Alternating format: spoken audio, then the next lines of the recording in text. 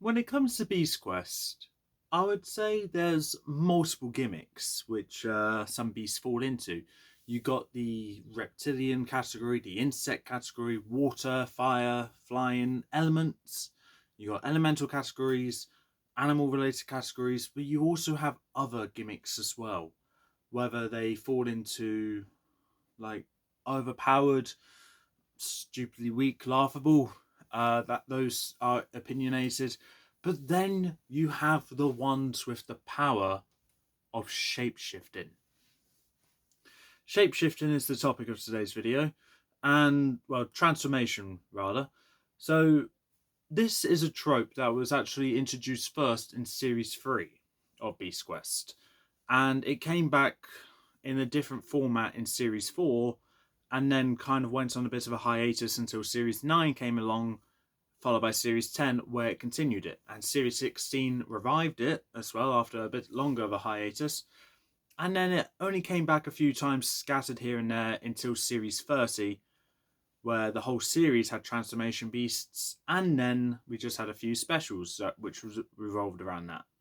So this whole trope is really a case of a beast that has the power to change forms into a completely different version of themselves, like a shapeshifter, or in one beast's case, being able to split into two different forms.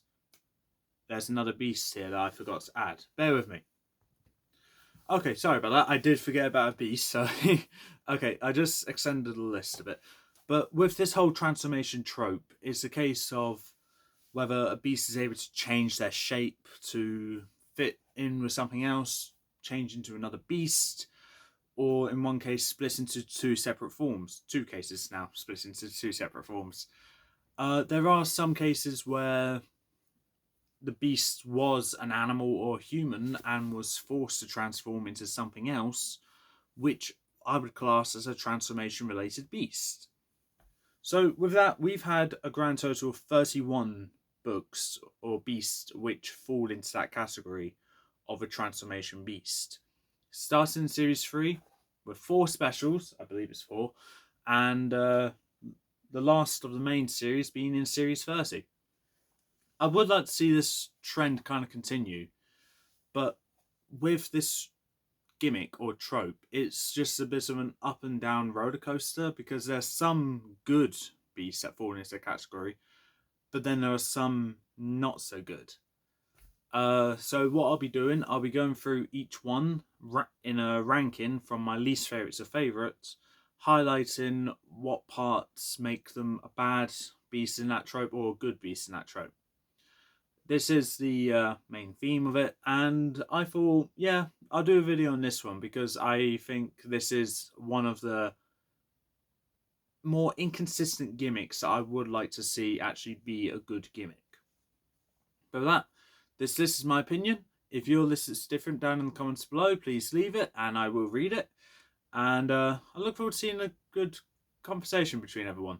But with that, let's get into my least favourite gimmick, least favourite transformation gimmick beast, which is in 31st place, being Ursus the Clawed Roar, being my least favourite transformation beast of Beast Quest.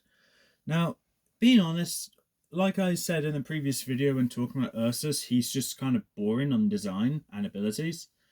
And that is the problem with him being a transformation beast. He's just a bigger version of what he was, which was a brown bear. So with that, I can't really say, hey, this is a great beast. I can't, and I won't. It falls into that category of a boring beast and a bad revival of the transformation trope. But it got better as Series 9 went along, but really though for Ursus it didn't start out great and kind of left a sour taste for what's to come of Series 9, but also the revival of this trope which I'm highlighting in this video. In 30th place we have Ronak the Toxic Terror, and what puts Ronak over Ursus is the fact that all the beasts that transform into a bigger version of themselves or a beast in general actually have an ability. which they wouldn't normally have as a regular animal, with the exception of one, but that one actually has a good fight. So that's why Ronak is above Ursus, because he gains the Toxic Claws ability, whilst the acidicness isn't as great as other acidic related beasts. I would say Ronak is still not a great beast, really, and not really something to read and then be like, oh, I'm excited for what's to come of Transformation Beasts, because it left a bad taste in my mouth and probably a bad taste in a lot of people's mouths. In 29th place is the first special that falls into the category, and that's Kratos and Kildor. This is the first time where a beast actually merges into a beast. Wait, where it's actually an evil beast or animal that merges into another one to become this beast. And yeah, that was creative, bit shocking to see as well, I guess, for a first time reader. However, what makes this beast kind of low is that it is kind of forgettable, and is I don't know. It didn't leave a good taste in my mouth, and I just see the other beasts being better, even some which are naturally worse beasts compared to this one. It added another layer to this trope, which I do give it credit for. But ultimately, though, Kratos and Kildor is not an exciting book, and it's not an exciting beast, even though it did expand on that trope. 28th place, we have Styro the Snapping Brute. And what makes Styro a better transformation beast to Ronak and Kratos and Kildor is the fact that his fight is actually more entertaining, despite that he doesn't really gain any additional abilities that he would have had before. The fact that he can now use himself as a giant battering ram is an additional ability, which I didn't think about before saying that the sentence. But it's also kind of entertaining to try to see a beast try and destroy something using his head, when the last time we saw that was literally the book before with being Quagos, and Quagos didn't exactly use his head, but you know what I mean. It brought back this whole transformation trope, and whilst it wasn't a great start, I would say it kind of brought back a trope which I would say has been forgotten. In 27th place, we have Minos the Demon Bull. Like with Ursus, not really a great start to Series 9, but as a transformation beast, he looks so much better. Where you just imagine a normal bull where it grows into this monstrosity, growing horns coming from its hooves. The horns on his head get this golden crest all over it. The tail becomes a mace. It's a better improvement. However, what drags him down is how forgettable he is compared to the other transformation beasts. For me, I do enjoy this one with the whole rodeo aspect as well, with the fight. However, it's just how memorable he is, how memorable he is not, that drags him down and makes him one of the more bad transformation beasts. But yeah, moving on. In 26th place, we have Shamani the Raging Flame. Now, there isn't really much surprise that for me, that Shamani is the worst transformation beast of Series 10. But this is where a different trope comes in of this whole transformation beast, where it's actually, instead of having free will to transform into said thing from a human, said beast from a human, the human this time has a choice. Despite the fact that the human is possessed by Malvel, we'll ignore that, and only was able to transform into the beast because of Malvel, we'll also ignore that. Nixa is a case of where she can transform from a beast into a human. Shamani, however, is a human into a beast. So, you know, a good twist on that trope, which makes it more interesting. And yeah, I would say, okay, good twist on the trope. Is it a great beast though? No. In 25th place, we have Doomskull, the King of Fear. So pretty much what I said about Shamani is brought over here as well. For me, it's just the whole aspects of, yeah, okay, you're a knight that can transform into the beast. That's great. What else do you bring to the table? Not much, to be honest. And that's all I really need to say about Doomskull. Okay, 24th place is Okawa the River Beast. And actually, what makes this one a bit of another unique take on this, with other humans that transform into beasts, normally it's because they get put a spell on them. But in this case, it was a case of Kensa poisoning a drink, really. So, yeah, they get a spell put on them, but it's not a direct spell on them. It's more like a poison, really. So, it's similar to the Emperor's New Groove, when Yzma poisons Kuzco's... Well, sorry, Kronk poisons Kuzco's drink, thinking it'll kill him, but no, it turns him into a llama. In this case, Kensa poisons what she thought was Tom's drink to turn him into a Kawa, but really it was Tom's Uncle Henry which turned into a Kawa. 23rd place, we have Solix the Deadly Swarm. Now, I would argue that this one is a case of it's not really a beast transforming into a bigger version of themselves. In this one, I would say it's more like they've been possessed, but as it was an animal that was turned into a beast beforehand, possessed technically, I would still count it as a transformation beast. With the whole swarming and deswarm ability as well, that is a great ability, and a fight was interesting. However, it is just like, hold on, you're not really transformed, you're just possessed. In 22nd place, we have Canis the Shadowhound. So this is what wraps up Series 16 for the Transformation Beast, and Canis is the arguably better beast in that trope. However, it's not really by a lot. So you do gain some good abilities, and the design of the dog that changed into the hound here does change a little bit with the tail and the backside mainly. But that's it. And the fight doesn't really seem that exciting, where it just seems like Canis is just stapled on for the sake of it. Just missing out on the top 20 is Nixa the Deathbringer in 21st place. So, it's like what I said when talking about the first books of each series ranking. Nixa does have that whole shape-shifting ability, which is good, and actually does introduce the whole shape-shifting ability as well, which adds a new layer to the Transformation Beast trope. However, it's not executed as well as what has been or will be in the future of Beast Quest.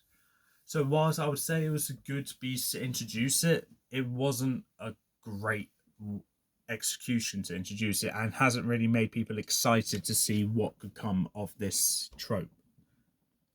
In 20th place is Hyrix the Rock Smasher. Now, this is the beast that's brought back the whole long-awaited human transforming into a beast, where we last saw that in its full form in Series 24. And for Hyrix, I would say it was a good bring back, but also kind of a boring one, where I was more excited for what the other people turn into more than what Hyrix actually did. And if I was left with that kind of thought after reading Hyrix, then that should give a good indicator that Hyrix isn't really an exciting beast, really. And that is my opinion, so I'm fully aware of that. Some people can like this beast, but for me, he doesn't really sit well with me. And that's all I can really say on that. In 19th place, we have Tecton the Armored Giant. What is, in my opinion, a great upgrade over Doomskull and Shamani, with the knight transforming into a beast thing, where this beast is actually large, imposing, and intimidating. What makes him fall flat for me, though, is that he did more carnage as a knight than he did as a beast. But that does show the kind of danger, or how dangerous both knight and beast is, so that's great. However, if you're a beast reviewer like I am, then what he does as a knight is not really that impressive. Well, what he does as a beast isn't as impressive compared to what he did as a knight. Because you don't take note of what he does as a knight, you take note of what he does as a beast. And for that, Tecton is 19th place for me. However, I'm not going to say he was a bad book. He isn't. He's alright. He's alright. But yeah, for a Transformation Beast, good, but not notable. In 18th place is Equinus the Spirit Horse. Now, this is a relatively early beast in the trope of the transformation beasts, and does add another layer to it by splitting into two forms, like Kratos and Kildor did. This one, I believe, was first in that aspect, with being an ogre and a horse. However, as I mentioned multiple times on this channel, I'm not the biggest fan of that swap of forms. So was it wasn't a home run, and when it comes to a beast split into two forms, with Equinus not being great and Kratos and Kildor not being much better, that probably ended that part of the trope very quickly. I would like to see it make a return and hopefully be better, but if it doesn't make a return, I would be okay with that. So Equinus just wasn't really entertaining for me, and yeah, that the whole transformation trope kind of got lost on him to me. In 17th place, we have the beast which started the whole transformation trope, being Sting the Scorpion Man. Now, for me, Sting is also not only the first beast that brought this transformation trope into Beast Quest, but made it so dark as well, to the point where it was great to actually see that chapter of Sting transforming into, well, Seth transforming into Sting. Fantastic, don't get me wrong. What drags him down is the missed potential of Sting just using his sword rather than his pincers or tail. So it introduced the transformation trope and did good at introducing it, but not good at executing the abilities of it though. So that's what holds Sting from going up any further. And any beast that comes in afterwards that transform from a human or an animal into this beast executes their abilities a hell of a lot better. Moving on to 16th place. Makoro the Blind and Stinger. For me, Makoro is one of the underwhelming beasts of Series 30, but has a great design and alright abilities, I would say. And it's really built to be not a fast beast, but durable and can give a hard hit back. So, okay, that's good. However, on the transformation aspect, I was more excited to see it over Hyrix. However, when it was executed for the fights, it wasn't really that exciting and made him kind of boring. But he's better than Sting because he actually used his pincers and his tail more than Sting ever did. 15th place is Voltrex the Two-Headed Octopus. And yeah, what can I say about this beast hasn't already been said. Another knight that transforms into a beast. So good. At this point during the series, so of reading series 10, I was getting a bit bored of it, of the knights transforming into beasts. But this one was actually okay. However, it wasn't brilliant. So yeah. I mean, the beast was good. It had a good fight and all that, but the design is either hit or miss here. And the transformation trope, really? It was just briefly glossed over, like it has been this entire series of Series 10.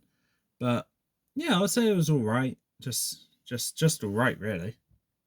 Okay, 14th place. This one was a bit of a hard one to do, because Ospira the Savage Sorceress, yeah, is technically a human and must have been possessed by a beast or turned into a beast. So, yeah, definitely Ospira should be on this list.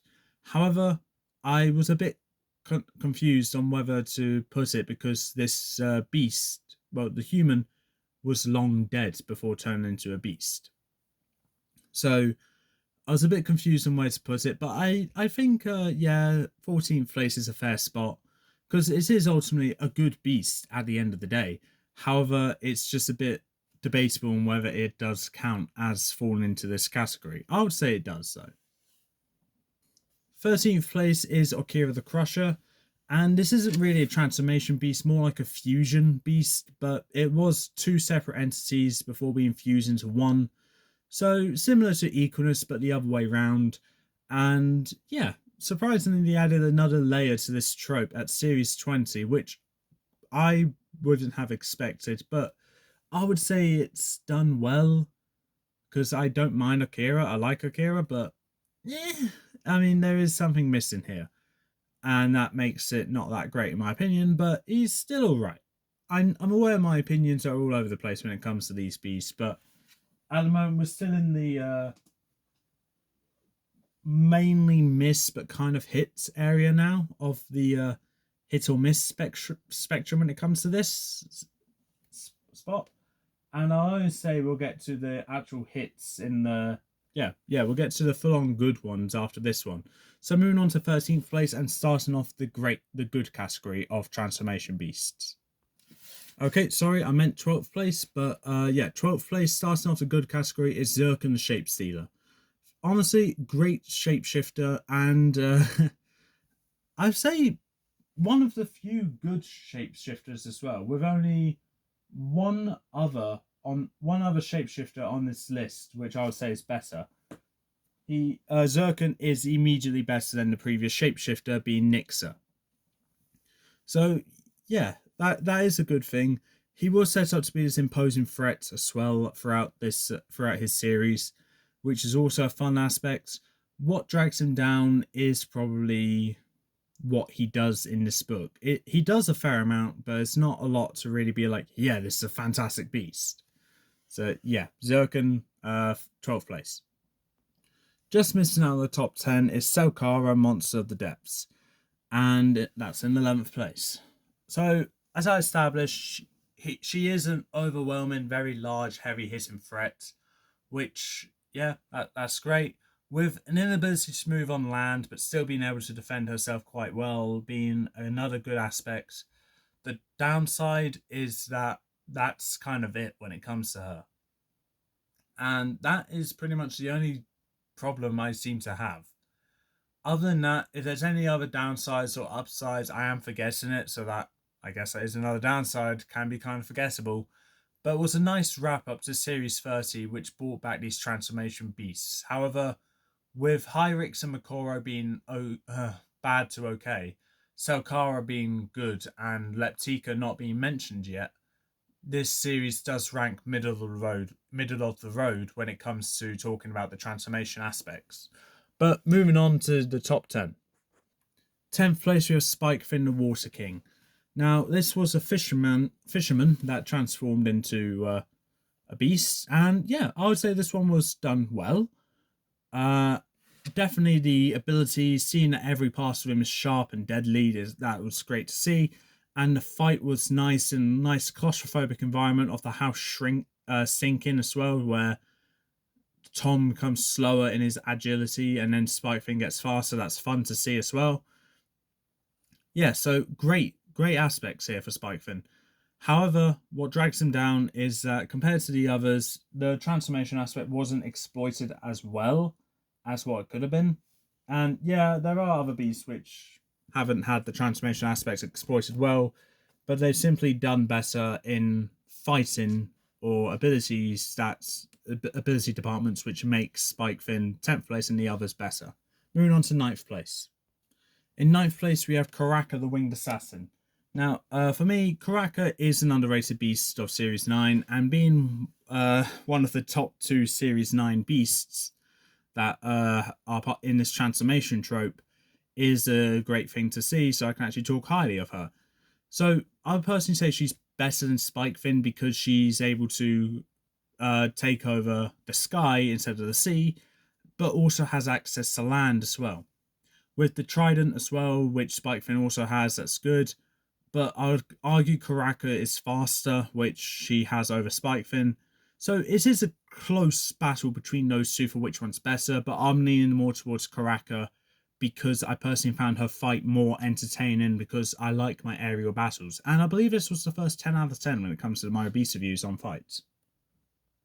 In 8th place and wrapping up Series 30 is Leptika the Nocturnal Nightmare. So this is arguably the best transformation beast of Series 30. And yeah, she has the hypnotism, that's great. Flight, sharp claws, agility, durability as well to an extent. So much going for her. However, compared to the others, she's not as bulky, I guess. And she's still good, really good for me. However, the others are just better. So it's not really Leptika's fault that she's not any higher. It's just that the others are better. And I've got to know the other beasts a lot longer than I got to know Leptika. So yeah, Leptika hasn't had a moment to shine yet in the tournament, Battle of the Beast tournaments. But when she does, I'm sure she'll be higher on this list. In 7th place, we have Lustor the Acid Dart. So I would say, in my opinion, the second best transformation beast of Series 10, because his abilities are a hell of a lot better, and it's kind of foreshadowed that this one will be a hot target to handle. With the Red Knight being what Lustor was, being quite hot to the touch. So that's great. And then having Lustor end up being a acid related beast was a bit of a twist, where I think I would have preferred a fire related beast. But hey ho, still alright. So yeah, that's a good part. The abilities are great as well as the fight, showing how threatening Lustor can be. What drags Lustor down? No, not really much. I'll just say personal preference, really. Yeah, you can really tell at this point in the top 7, I'm really scratching at anything to try and justify my reasonings. But this is just coming down to my personal opinion.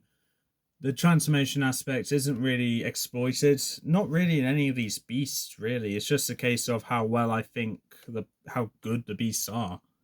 So yeah, moving on to 6th place. In 6th place, we have Chiron, Lord of Fire. So what makes Chiron better than Lustor, in my opinion, is the whole creative aspects that can be done with Chiron when it comes to Battle of the Beasts. So that's why he's in 6th place. But also, he is also the only I think the only beast in this ranking who was the main villain of their series that fused with another beast. So bringing back Okira's trope and making it better, but also being the main villain rather than just an innocent bystander, is a great aspect. So Chiron having 100% no mercy is also good as well. However, yeah, that's what I really need to say about that. Done well, executed all right, I guess. It just comes down to how he did in Battle of the Beast, which is why he's up this high. Moving on to the top 5. In 5th place, we have Kroko, the Father of Fear. Now, this one is definitely one of the better transformation beasts, because the innocent bystander this time is actually Tom. So, yeah, great to see, very well executed, imposing threat, and so much more. Great abilities, great fights, and a really good design with showing the golden armor being possessed as well. That's great.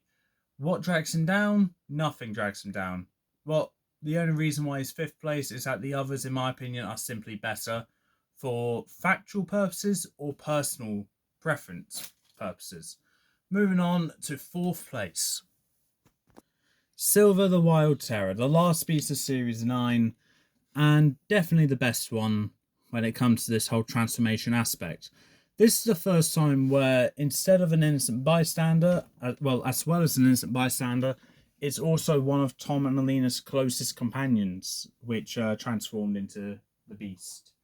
So it was a bit of a personal fight for Tom and Alina, because they didn't really want to hurt their close animal companion friend. So that's what was done well. The abilities are what you'd expect, but I think they were done quite well, especially for what it is. And the fight was also very well done. What can make Silver go higher? It's simply, can he do better in future tournaments? That's all I can really ask. In 3rd place, we have Noctilla the Death Owl. So for me, the best transformation beast of Series 10 is also the first beast of Series 10. And this ultimately comes down to her abilities being great, matching Lustor with abilities, but also one-upping every other beast with the fight, being in such a claustrophobic environment for an owl. And that's what I like most about Noctilla. Plus, this is the first instance we see of formerly good knights in the past being possessed and transformed into a horrible creature which they once defeated. I believe they defeated, if not, they got defeated by them. So these Knights of Autons have encountered the beasts that they transform into. Don't remember if they died to them or beaten them. I don't remember. But for me, Noxilla is the best one because of that transformation scene where the knight transforms into this beast. I would argue is quite dark for what it is. Not as dark as Stings, but still depicted to be quite dark and gruesome. Second place, we have Koba, Ghoul of the Shadows. And this one, in my opinion, is probably the face of when it comes to transformation-related beasts on the shapeshifters side. And yeah, what I can really say about Koba, the main thing is actually there's nothing really much to say other than he has been an establishing threat throughout most of Series 13, with the whole possession on him as well, making him one of the stronger beasts. On a shapeshifter's aspect as well, he can change the background around him as well to fit a suitable environment for what he's transformed into, but also deceive people with what he transforms into as well. For example, in a book, he was an older version of Tom, trying to deceive him, saying, hey, everything's fine, I like this apple pie. No, it wasn't apple, it was something else. Okay, he made a mistake in which his deceit was exposed, and he burst out into his form to attack Tom. And the fight goes through the entire book. Honestly, fantastic beast. What makes him in second place so and not first place is his accomplishments in Battle of the Beasts. And that is exactly what number one has over Koba when it comes to accomplishments in Battle of the Beasts. Speaking of, let's go to number one. In number one, we have Jakara the Ghost Warrior. In my opinion, not the best transformation beast, but my personal favourite. So what I mean by that is that Jakara has obviously gone up a lot, in my personal opinion, from how she performed in Battle of the Beast, becoming the winner, after all. However, for me, what makes her the number one is that Battle of the Beast, and that she was a former mistress of the beast who fused with an evil beast to prevent this evil beast from rampaging over Avantia. So she sacrificed herself for the right reasons. But it is kind of depressing as well. So such a sad story. But ultimately though, that's what I like about Jakara. She sacrificed herself to her life to defend everyone else. And no one knows about it until Tom found out about it. And yes, Tom did free Kara from her fate, she still dies. So that bittersweet moment. But on Battle of the Beast perspective, she has shown great potential, being able to fuse with other beasts and use their abilities as well, being arguably one of the stronger beasts there are, and making her my personal favourite of the transformation beasts. But on a basic level, with what we see on the cover, not the best one. So I will take that with a grain of salt, please. But yeah, Jakara is still, in my opinion, my favourite, just not the best. Okay, and that is the ranking. So going through these transformation beasts, I have had a negative to say about almost every single one. And yeah, that does kind of show the whole trope where it's an alright trope, but it does have its bad points. Every beast does have their bad points, but most of them have some good points as well, which saves them. However, for this transformation gimmick, I would like to see it make a return, just to see if it gets better. However, if it doesn't return, I would be okay with that. We have had some great transformation related beasts like Koba, that's upside down, like Koba, like Jakara, which is over here. Hold on, yeah, like Jakara, even Noxilla.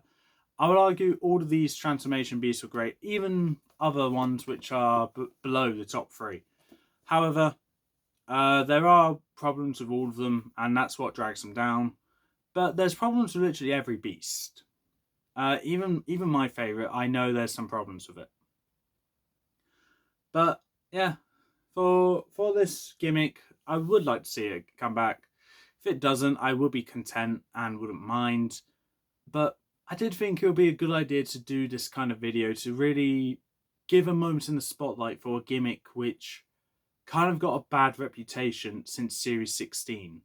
And I like to say that, yeah, Series 16 tarnished it by a lot, but it made a gradual comeback, and actually it's better than what it was from Series 16. So yeah, it was able to redeem itself, but can it become better?